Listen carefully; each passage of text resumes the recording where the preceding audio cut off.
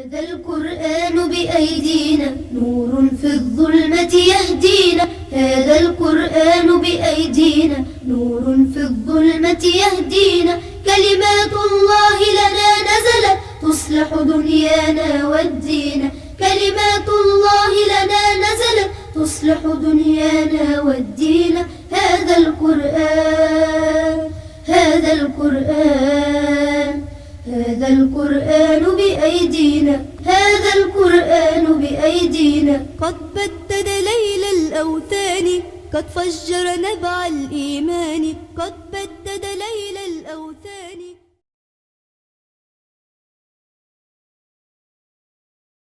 بسم الله الرحمن الرحيم. الحمد لله رب العالمين. الحمد لله الذي نزل الفرقان على عبده ليكون للعالمين نذيرا. وأشهد أن لا إله إلا الله وحده لا شريك له. وأشهد أن محمدا عبد الله ورسوله صلى الله عليه وعلى آله وصحبه وسلم تسليما كثيرا. أما بعد. Suna TV Savana lajɛli kɛ jɛkulu an bɛ aw bɛɛ lajɛlen fo ni alisilamɛya ka folikan ye n'o de assalamu alaikum wa rahmatullahi wa barakatuh. K'a ɲini masa Taala fɛ Ala ka ne ni aw bɛɛ lajɛlen dusukun nɔrɔya ni alikuranɛ ye. Aw ka dɔn k'a fɔ an ye ɲɔgɔn sɔrɔ kɛnɛ min kɔnɔna na, kɛnɛ don min ni a dogolen tɛ aw la n'o ye alikuranɛ nɔrɔ kɛnɛ ye. Maa min bɛ a ɲɛnɛmaya o de ye anw fa ani anw karamɔgɔ ye n'o ye Dr Saïd Mohamed Baba Sila ye. Aw ka dɔn k'a fɔ an ka walanda bɛ ka boli fɛn min kan o de ye fadailu suwari wa ayatil qur'anil karim. Alikuranɛ suranw ni alikuranɛ ayaw fɔsɔmatiya kɛrɛnkɛrɛnnen nana minnu na ka alisilamɛw kunnafoni olu la. O siratigɛ bolo masa n baden alisilamɛw, aw ka dɔn k'a fɔ an ka walanda t'u jɔyɔrɔ sura min na o de ye sura ye, sura min ni Ala ka ciden sallallahu alaihi wa sallam a tun ye suran fila kɛrɛnkɛrɛnya ni kalan ye. O kalan a tun b'o kɛ waati juma? O de ye fajiri ka kɔn fajiri seli ɲɛ nafila min bɛ seli n'an b'a fɛ o ma ko fajiri nafila. A tun bɛ suran fila kɛrɛnkɛrɛnya k'o kalan o jɔko fila kɔnɔna na. O la an ka karamɔgɔ a da sera suran fɔlɔ ma n'o ye suratul kafiruna ye. O sura in yɛrɛ fɛn minnu bɛ a kɔnɔ a da sera o kumaba dɔw ma k'olu lase anw ma. O la an bɛ kuma galama di an karamɔgɔ ma halisa a ka tɛmɛ ni walanda ye. Docteur, salamu alaikum wa rahmatullahi wa barakatuh. Wa alaikum salam wa rahmatullahi wa barakatuh. Alhamdulillahi rabbil alamin. والصلاة والسلام على خاتم النبيين وعلى آله وصحبه أجمعين. أما بعد. me foli kura ya ka ɲɛsin an balimaw ma ni kɛnɛ in kan n'o ye kuranɛ nɔrɔ kɛnɛ. Ayiwa Suna TV jabaranin kan folikan senima ye n'o ye silamɛya folikan ye n'o de ye assalamu alaikum wa rahmatullahi wa barakatuh. An bɛ Ala tanu ka waliɲuman dɔ k'a barikada. Masa min n'a ye kuranɛ in jigi a ka jɔn kan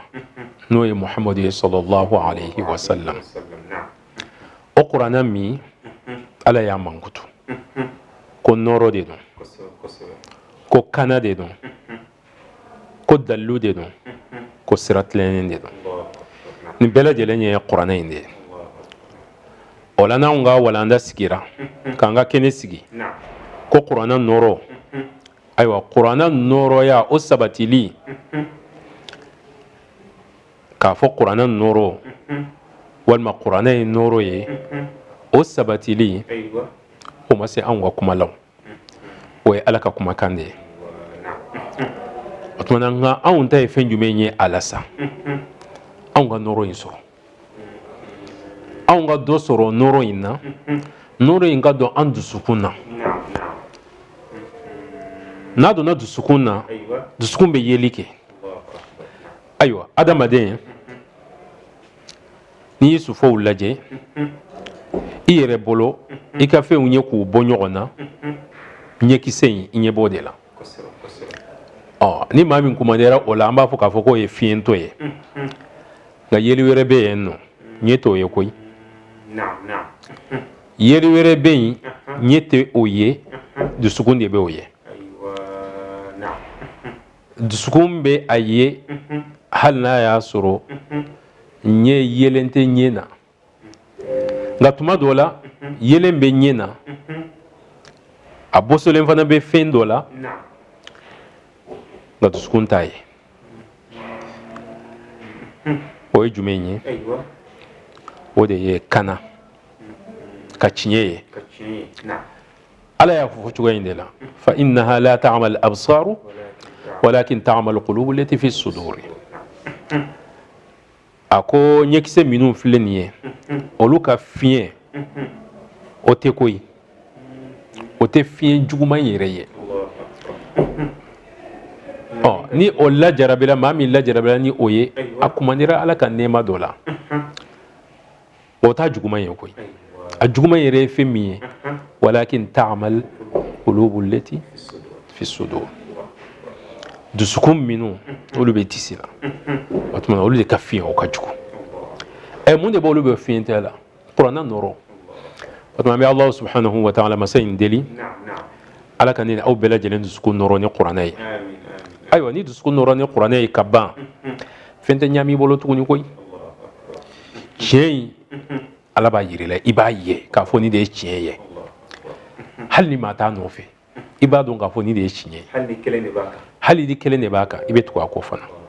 nkalon fana i b'a dɔn k'a fɔ nin kɔni nin ye nkalon de ye dusukun nɔrɔ dusukun ɲɛlɛ o de b'o yira maa la hali n'a y'a sɔrɔ ni jama b'a nɔfɛ gintan b'a nɔfɛ ayiwa dunun ni bala b'a nɔfɛ fanga b'a nɔfɛ a bɛ bange ye k'a fɔ ko nin ye nkalon de ye dusukun de b'o kɛ ɲɛ yeli tɛ o ye o tuma na an ka damakasi ka taa ala ma o ye fɛn jumɛn ye a ka kuranna kɛ an dusukun ma nɔrɔ ye ala ka kuranna kɛ an dusukun ma nɔrɔ ye n'o tɛ kuranna kɔni ye nɔrɔ ye dɛ kuranna nɔrɔya ala y'o fɔ ka ban nka nɔrɔ dɔ jɔn ni masa o ye jɔn kunnandi ala ka anw de fara o jamakulu kan ustad muhamad nin kuma ɲɛbila in kɔfɛ an ka kɛnɛ in a mankutuli la n'o ye kuranna nɔrɔ kɛnɛ an ka walanda sera yɔrɔ minnu ma n'o ye fadailul qur'ani kuranna samantiya ayiwa kuranna yɔrɔ minnu bɛ yen ni samantiya kɛrɛnkɛrɛnnen nana olu la ayiwa k'an da se olu dɔ ma kelen an ye walanda in daminɛ a bɛ dɔɔnin bɔ ayiwa babu min de don fana laɲiniba min yɛrɛ bɛ a la o ye silamɛ mumini halisa ka kuranna kanu ko o sabati k'o yiriwa k'o sinsin i dusukun na a ka ye ka ɲɛnamaya kɔnɔ kuranna kanu b'i dusukun na sabu ala ka kumakan de don o tuma n'a fɔra k'a fɔ nin yɔrɔ kɛrɛnkɛrɛnnen nin kalani nin baraji b'a la walima nin samantɛ in b'a la walima an kuntigi muhamadu sallallahu alaihi wasallam a kun bɛ to ka nin kalan nin lahala in na ni silamɛ ye o dɔn ka ban mun de b'i bolo tuguni e k'o de ladege sabu kuranna ye fɛn jumɛn ye ala ka cikan de don ka ɲɛsin anw ma o la an ka babu kun bɛ o dankun in na ayiwa hukumu kɔnɔna na i ye kuma ɲɛbila kɛ an ka walanda nana jɔ alakira sallallahu alaihi wasallam a kun bɛ suran dɔw kalan lahala kɛrɛnkɛrɛnnen dɔw la sali kɛrɛnkɛrɛnnen dɔw la n'o tɛ kuranɛ yɔrɔ o yɔrɔ n'i y'a kalan sali fɛn fɛn na farira sali nafila sali kelenna sali jamana sali a bɛ ɲa kuranɛ yɔrɔ o yɔrɔ suran o suran faqra'u ma tayassara min al-Qur'an o tuma na o kuma in kɔni ayiwa o tɛ ko ye k'a fɔ maa fila bɛ ɲɔgɔn sama o la o tɛ yen nɔ walima k'a fɔ e filɛ ka nin seli in kɛ nin jamaba in na nin misiriba in na e ma se ka foyi kalan fo nin dugumasora in ayi kuma tɛ o la a bɛɛ lajɛlen ye kuranna de ye a bɛɛ lajɛlen bɛ jate fana ka fara o kan sa i bɛ taa sɔrɔ alakira sallallahu alaihi wasallam kuranna dira ale min ma k'a lase anw ma waati dɔ la sali dɔw la a bɛ ayiwa suran dɔw kalan walima a bɛ ayan dɔw kalan anw k'olu dɔn o ka ɲi a b'olu kɛrɛnkɛrɛn o tuma an b'o baabu in de la n'an ye hakilijigi kɛ dɔɔni sanni an ka se an ka walanda bɛ min ma fajiri yɛrɛ fɛ juma fajiri an ko jɔ ko fila min n'o ye juma fajiri ye n'o ye farida yɛrɛ ye ko soron fila kun bɛ yen nɔ a kun bɛ to k'olu kalan n'o ye ayatu sajida suratu sajida ani hal ata ala al-insan sisan an ko fajiri ka ko fajiri ɲɛ arakan fila o ye nafila ye an ye dɔɔni fɔ a samantiya la sabu an ka walanda in t'o ye a bɛ komi kɛnɛ dɔw fana bɛ sɔrɔ ayiwa sunna tv jabarani na nka o arakan fila in a bɛ wasa an ka hakilijigi kɛ alakira de ko sallallahu alaihi wasallam rak'ata alfajiri khayrun min ad-dunya wa ma fiha a ko ni arakan fila min ne b'a seli ka ko fajiri ɲɛ e ka wuli salatu wolen kɔfɛ arakan fila arakan fɛgɛman fila o dafalen dɔ nka o man jan k'o seli ala ye sani fajiri ka seli ko o arakan fila in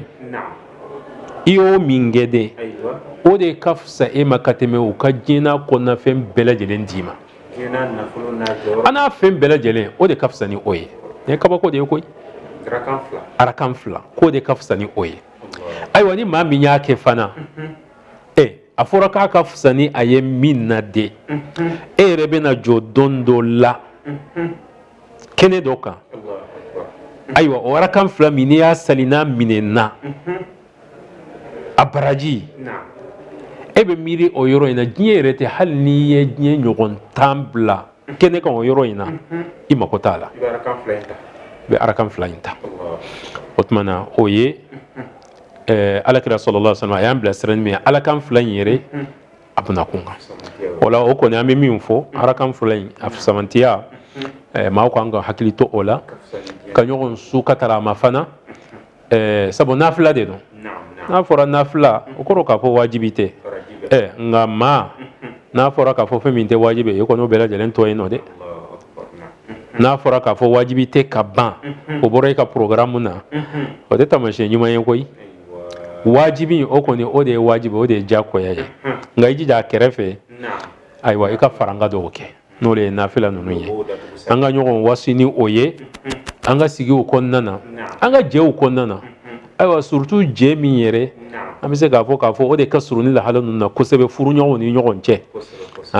rakata il fajiri ayiwa n'a y'a sɔrɔ ni cɛ e de wulila e de bɛ taa misiri la o tuma na ayiwa denbayaw i b'u lakunna a wuli ka fajiri sali ayiwa k'u hakili jigin fana u ka to ka arakan fila in sali ka denmisɛnw fana ladege a la fana kɔni k'u ladege a la dɔɔni dɔɔni n'u wulila n'a ye ka ban u bɛ deli a la sabu a bɛɛ lajɛlen fɛn min ye o arakan fila in ye o nafila in ye a sali yɛrɛ miniti 4 miniti 3 miniti 5 a man jan soron surun de bɛ kalan o la an bɛ tɛmɛ ni walanda ye Ustaz Muhammad an y'a fɔ cogoya min na an ka sigi laban in na an ko alakira sallallahu alaihi wasallam a kun bɛ to ka soron fila a to olu kalan ayiwa ayan fila wɛrɛ fana bɛ na a kun bɛ to k'olu fana kalan soron ninnu an y'a daminɛ olu la an ko soron fɔlɔ o ye qul ya ayyuhal kafiruna ye qul ya ayyuhal kafiruna a kun b'o kalan e yɛrɛ b'a dɔn o ye soron suruman de ye ayiwa hali n'a sɔrɔ ni a bɛ fɛrɛ kɛ mɔgɔ caman ma ayiwa hali santaraw yɛrɛ nka soron surun de don o tuma na a kun b'o kalan an ye dɔɔni fɔ o soron in kɔnɔna ko fana na koyi sabu min bɛ o soron in na ayiwa soron in yɛrɛ fana jiginna kun min kama o ye ko min ye waati waati o ko in o jɔlen kan ka to silamɛ ɲɛfɛ koyi sabu kun min de don kun wɛrɛ tɛ koyi k'a fɔ ni ko kɔni nana diinɛ ko fanfɛla la ala ko fanfɛla la o tuma na musalaha tɛ yen tulonkɛ tɛ yen nɔ o ye sɛbɛ de ye i b'a kan walima i t'a kan i k'a kɛ walima i k'a to yen nɔ o tuma na walima k'a kɛ an bɛ se k'a kɛ tan nɔ an b'a kɛ tan nɔ waati dɔw la a bɛɛ lajɛlen bɛ bɛn o tuma na o kɔni sura in nana ka n'o de ci ka bɔ yen o tuma na suratu al-kafirun an kumana o kan ayiwa arakan filanan nafila in na a kun bɛ sura min kalan o ye qul huwa allahu ahad suratul ikhlas qul huwa allahu ahad suratul ikhlas ayiwa komi an ka walanda sera a ma aywa ni hukumu konnana o te femi ale ref samantiya ande la ka do fola sigida temene sigida jan temene ona anye do fo ola no yaqulu wallahu ahad nga kuma nana sama ni hukumu konnana hakili bisiga ke dola qul wallahu ahad ale min fleni abe fo ale ma ko suratul ikhlas suratul ikhlas al-ikhlas ka fenjeya dina ala kelemantiya jeya skungono o sura ne fleni aywa femiye ala ko koni a jolembe feminga asna ko defo suran suru qul huwa allahu ahad الله الصمد لم يلد ولم يولد ولم يكن له كفوا أحد aya nani iba kala ate minti kelembo nga korobaw de be ni sura ina korobaw o de be ni sura ina fusamantiya bafana o fana de fora ni sura ina qul huwa allahu ahad tafsiri tigu be fen folo mi yere fo kafo ni sura min fleni ajigina ala kiraka sallallahu alayhi wa sallam nga ko jigini sababu do bala sababu do bala lanyini do de nyeshina ala kirama sallallahu alayhi wa sallam kabo kafirin nunfe komo ye lanyini chama nyini afe aywa minga anga jabi ala de yodon ala bo jabi aywa mimbe no fana ni o manga jabi Allah kira sallallahu alaihi wasallam ala ba blasra ka fo afunyena o tuna ay ni min nte nyini tay nte jabi sabado yere ma yere mo ngado ye ka halakili nyini katara u yere ma wana soro edebe chinye ga wonte che ga itan halaki ni ala kunyoke ko kumbe banon ko be kumbe ban otmana ni sura yi aywa uyani ni ala kira sallallahu alaihi wasallam ebe ka min batu ka fo imma de don kuma kan surunyana amman kutu anye de sifla na rabbak kuma kan surunyana amman kutu anye amman kutu anye ala kira sallallahu alaihi wasallam ate ko ke akunfe abake ne ala kan yamarkan de otmana ala ye ni sura injigi ka damne ko qul e ka fo ibe min fo sa o de ye u kan nyini fe injabiye nuko ba fe ka ala de don ala ye ninde qul huwa allahu ahad e ka fo huwa allahu abe ka min nyini ngalike ne ka batu fe ne mai ale de ala ye ala ye togo de isma alam ha o be da ale kelempe de la o de kama hali kuma senfe aywa ka fo niye ninga ala ye kuma don an b'a fo aywa laɲini kɛrɛnkɛrɛnnen dɔw kama nga an kan ka sen bɔ an ka kumaw la c'est tɔgɔ min filɛ nin ye o bɛ fɔ ale de ye dɔw ye fɛn wɛrɛw batu o u ye mankutu caman f'u ɲɛna k'a fɔ ma tigi batufɛn matigi ninnu bɛɛ lajɛlen fɔra nga Allahu o tuma na o ye dabama ye a tɔgɔ kɛrɛnkɛrɛnnen de ye o ye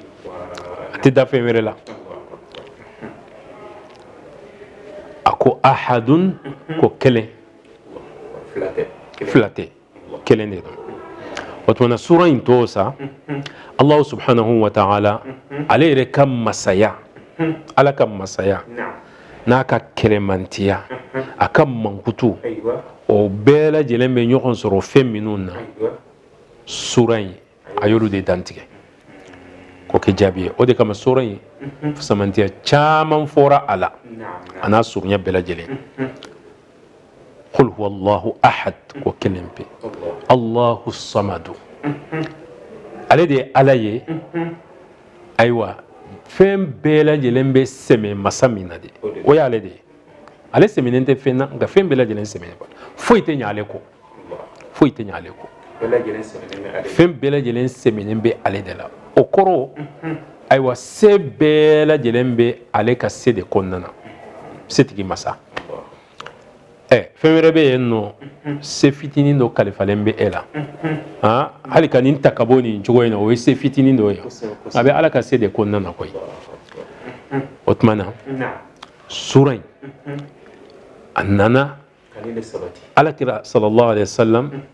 min ɲinina fɛ k'o jaabi fɔ o jaabi tɛ fɛn wɛrɛ ye Allah subhanahu wa ta'ala ala mankutu o de kama foyi t'a kɔnɔ n'o tɛ